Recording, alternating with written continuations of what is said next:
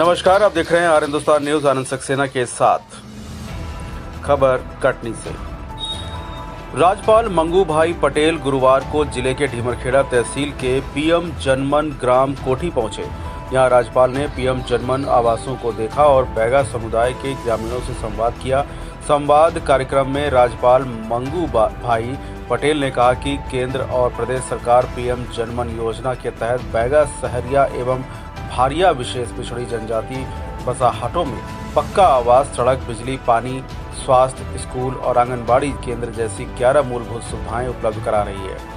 प्रधानमंत्री नरेंद्र मोदी समाज के पिछड़े वर्ग और व्यक्तियों के कल्याण के लिए सतत काम कर रहे हैं। उन्होंने पीएम जनमन ग्रामों के समग्र विकास के लिए 24,000 करोड़ रुपए का प्रावधान लागू किया है। इस मौके पर शहडोल सांसद हिमाद्री सिंह, विधायक मुड़वारा संदीप जायसवाल, विधायक बहोरीबंद प्रणय पांडे, भाजपा जिला अध्यक्ष दीपक टंडन सोनी, जिला पंचायत अध्यक्ष सुनीता मेहरा, कलेक्टर दिलीप कुमार यादव, जनपद अध्यक्ष सुनीता दुबे, उपाध्यक्ष दुर्गा पटेल मंचासीन रही। बैगा परिवारों की ओर से राज्यपाल को उपहार स्वरूप पेंटिंग प्रदान की गई। समूह से जुड़कर महिलाओं का बदला जीवन। राज्यपाल मंगू भाई पटेल ने कहा कि स्व सहायता समूहों से जुड़कर महिलाओं का आर्थिक और सामाजिक विकास हुआ है।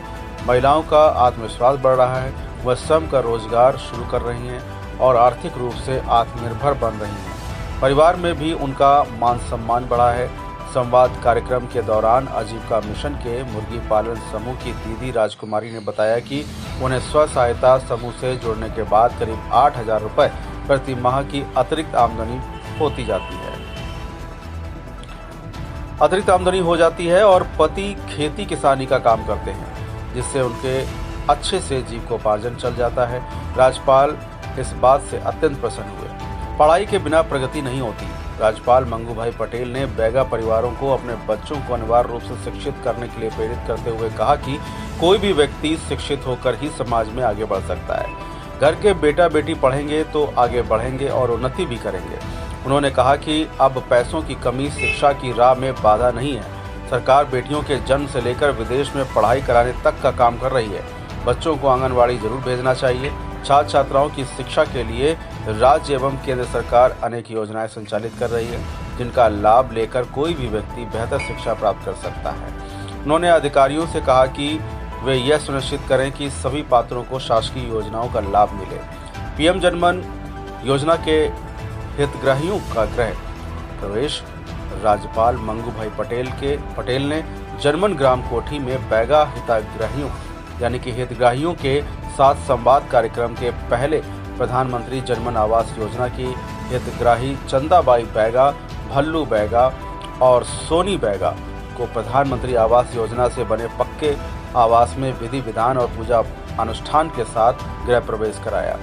इस दौरान राज्यपाल का स्वागत बैगा समुदाय के लोगों ने तिलक लगाकर और शॉल पहनाकर किया। हितग्राहियों ने राज्यपाल को प्रधानमंत्री जनमन योजना का लाभ मिलने तथा इसके बाद जीवन में आए बदलाव के बारे में बताया। राज्यपाल द्वारा तीनों बैगा हितग्राहियों के पीएम जनमन आवास का भ्रमण भी किया गया। निर्माणाधीन भवनों का किया गया निरीक्षण और कहा गुणवत्तापूर्ण हो भवनों का निर्माण। राज्यपाल ने ग्राम कोठी में 60 लाख रुपयों की लागत से निर्माणाधीन बहुउद्देशीय केंद्र के भवन निर्माण कार्य और यहां बैगा मोहल्ला में करीब 12 लाख रुपए की लागत से बन रहे आंगनबाड़ी भवन निर्माण के कार्य का निरीक्षण किया। राज्यपाल ने अधिकारियों को भवन के निर्माण की गुणवत्ता सुनिश्चित कराने के निर्देश दिए। उन्होंने मौके पर मौजूद ठेकेदारों को कहा कि निर्माण कार्य में अच्छे ब्रांड के सीमेंट का उपयोग करें और खिड़की दरवाजे भी गुणवत्तापूर्ण हों, इस बात का विशेष ध्यान रखा जाए। टीबी मरीज को दिया पोषण आहार किट। राज्यपाल ने कोठी गांव में 100 दिवसीय टीबी मुक्त अभियान के तहत 15 वर्षीय क्षय रोगी बालिका लक्ष्मी गौड़ को फूड बास्केट पोषण आहार किट प्रदान किया। उन्होंने नियमित तौर पर टीबी की पूरी दवा खाने और पौष्टिक भोजन करने की सलाह दिया। संवाद स्थल पर रही अव्यवस्थाएं।